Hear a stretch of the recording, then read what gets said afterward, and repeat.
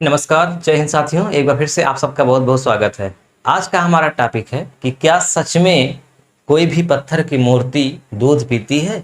क्योंकि प्रायः सावन के महीने में खूब खबरें देखने को मिलती हैं ना कि फला मंदिर में गणेश जी की मूर्ति है, लोग वहाँ दूध पिलाने जा रहे हैं, महिलाओं की लंबी लाइन लगी है, पुरुष भी हैं साथ में, और भी मूर्तियों में दूध पिलाने की बात सामने आती रहती है।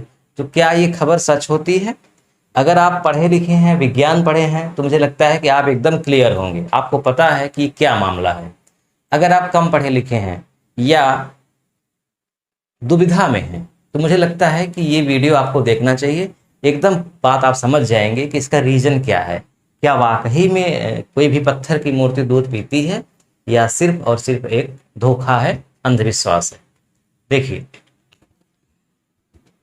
अगर मैं एक मूर्ति बनाना चाहूँ ऐसे जल्दी से, मान लीजिए ये मूर्ति है, ठीक, ये मुंह है। अब कोई भी चम्मच से जब कोई भी व्यक्ति दूध पिलाएगा तो क्या होगा? चम्मच वो यहाँ पे लगाएगा और फिर देखते ही देखते, जैसा कि वीडियो में आप देख रहे होंगे, एक महिला चम्मच लगाई हुई है मूर्ति पे, उसके बाद देखेंगे धीरे धीरे धीरे धीरे दूध जो है वो चम्मच से गायब हो जा रहा है। तो वो दूध कहाँ चला गया? वाष्पीकृत तो हो नहीं गया, है ना। वो दूध गया तो गया, दूध तो मूर्ति में ही गया, लेकिन वो मूर्ति में गया तो कैसे चला गया? क्या वाकई में मूर्ति ने दूध पी लिया या धोखा है? तो इसमें जो इसका वैज्ञानिक रीजन है, जब इस पर रिसर्च किया गया, रिसर्च की क्या बात है, एकदम सामान्य सी बात है कि एक विज्ञान में एक कॉन्सेप्ट होता है पृष्ठ तनाव। पृष्ठ तनाव ये क्या कहता है? ये जो कॉन्सेप्ट है ये बताता है कि दुनिया का कोई भी द्रव, वो उसमें पृष्ठ तनाव होता है और इसके कारण वो अपना क्षेत्रफल कम करना चाहता है। जैसे पानी की एक बूंद, पानी की एक बूंद क्या करती है? वो अपने क्षेत्रफल को कम करना चाहती है। क्षेत्रफल मतलब कम जगह घेरना चाहती है, इसीलिए वो गोली होती है। अगर वो किसी भी सतह पर पानी की बूंद पड़ जाए तो आप देखेंगे कि मतलब गोली गोली रहेगी ना, मतलब एकदम गोला रहेगा, जबकि पानी गोला होता नहीं है, लेकिन वो सिकुड़ जाएगा।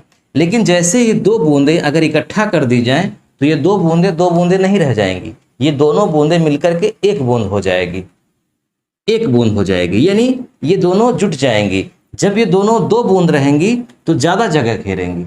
लेकिन विज्ञान ये कहता है पृष्ठ तनाव के कारण कि जो द्रव होता है वो जगह कम घेरना चाहता है, यानी वो सिकुड़ जाता है। तो जितनी भी बूंदें मिलेंगी वो सब सिकुड़ कर एक बूंद के रूप में हो जाएंगी। यानी कोई भी द्रव, चाहे वो पानी हो, चाहे वो दूध हो, चाहे वो तेल हो, वो उसमें पृष्ठ तनाव होता है और वो अपनी जगह कम रखना चाहता है, यानी क्षेत्रफल कम रखना चाहता है। तो होता क्या है, जैसे ही हम चम्मच में भर के मूर्ति के सामने दूध रखते हैं तो पृष्ठ तनाव के कारण वो जो दूध है जैसे ही इस पत्थर पर पड़ता है वो सिकुड़ जाता है और वो इसके संपर्क में आकर के अपनी जगह इतना कम कर लेता है कि देखने को नहीं होता। और इसमें क्या होता है, इसमें केशिकत्व होती हैं, केश नलिकाएं होती हैं। पत्थरों में केश नलिकाएं होती हैं।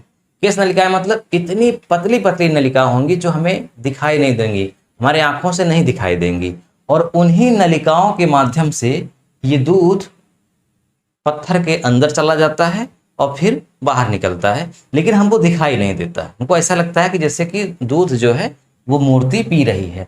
आप जानते होंगे जो पेड़ होते हैं, पेड़, पानी कहाँ होता है? नीचे होता है, और खनिज पदार्थ भी नीचे होते हैं पेड़ों में। तो पानी और खनिज पदार्थ जड़ के माध्यम से पत्तियों तक पहुंचते हैं, तनों तक पहुंचते हैं, और ऊपर से क्या होता है? धूप होती है। तो जो सूर्य की रोशनी है वो ऊपर से मिलती है पत्तियों को, जिसके कारण वो खाना बनाते हैं, लेकिन पानी वो नीचे से जाता है। तो आप सोचिए, गुरुत्वाकर्षण एक सिद्धांत है विज्ञान में। गुरुत्वाकर्षण कहता है कि कोई भी वस्तु ऊपर से नीचे आती है, यहाँ तक कि जो पानी की सतह भी होती है, अगर एकदम लेवल में है तो पानी का जिधर दाब होगा उधर से कम दाब की ओर बहेगा। अगर लेवल थोड़ा सा भी नीचे कर दिया जाए तो प्रेशर ना भी हो तब भी वो ऊपर से नीचे की ओर बहता है। ये क्यों होता है ऐसा? गुरुत्वाकर्षण के कारण। यानी ऊपर से नीचे कोई भी वस्तु जाना चाहती है, लेकिन यहाँ पर जो पानी है वो नीचे से ऊपर कैसे चला जाता है? तो केश नलिकाओं के कारण। केश नलिका होती है, यानी इनकी जड़ों में, तनों में पतली पतली केश नलिकाएं होती हैं। यानी इतनी पतली नालियां होती हैं, पाइप कह लीजिए, जो हमारी आंखों से दिखाई नहीं देती, लेकिन उन्हीं के माध्यम से ये पानी ऊपर चढ़ता है। जैसे हैंडपंप में नीचे से पानी ऊपर, वो केशकत्व के कारण होता है। अब ऐसा नहीं होगा कि वो हैंडपंप में अगर पाइप लगा हुआ है उसमें जमीन तक वो नहीं आएगा। ऐसा नहीं कि लगा देंगे तो पानी बाहर निकलने लगेगा, वो कुछ ऊपर तक ही आएगा, बहुत ऊपर नहीं आएगा। तो इसके कारण वो, अब यहाँ पे मामला क्या है कि जैसे यहाँ पे लगा तो केश नलिकाओं से पानी तो चला गया और हम ऊपर जाना नहीं है, जाना है नीचे, इसीलिए वो और स्पीड हो गया। तो जब ऊपर चढ़ता है तो हो सकता है समय लगे, लेकिन जब नीचे आना हो तो समय नहीं लगता। तो कुल मिला के इसका वैज्ञानिक कारण ये है, पानी का पृष्ठ तनाव, पत्थरों में केश नलिकाएं छिद्र का होना और गुरुत्वाकर्षण का काम करना। पृष्ठ तनाव के कारण उसके संपर्क में आता है, केश नलिकाओं के कारण छोटे छोटे छिद्रों के माध्यम से वो पानी बहता है, ऊपर से भी बहता है, दिखता नहीं, अंदर से भी बहता है, और फिर गुरुत्वाकर्षण के कारण नीचे आता है, फिर बाहर चला जाता है। लेकिन हमारी आस्था इतनी तेज है, इतनी मजबूत होती है कि हम अपनी इस आस्था के कारण ये सारी चीज़ों को इग्नोर कर देते हैं, नहीं देख पाते। ठीक है, तो ये सत्य है, इसको आप स्वीकार कर लीजिए। अगर आप जानते थे तो अच्छी बात है, वरना जान लीजिए कि यही इसमें फार्मूला काम करता है। कोई भी पत्थर पत्थर ही है। जो भी मूर्ति बनती है, मूर्ति पत्थर की, मान लीजिए मूर्ति बनी है, तो वो दरअसल है पत्थर ही, वो मूर्ति नहीं है। मूर्ति हमारे मन में, यानी हमने जिस चीज की कल्पना की है उसका आकार दिया है, तो मन में मूर्ति है, लेकिन वो दरअसल है पत्थर ही। हम अपनी आस्था के कारण वहां पहुंचते हैं और ऐसा करते हैं। ये टोटली अंधविश्वास है, ऐसा सच नहीं है।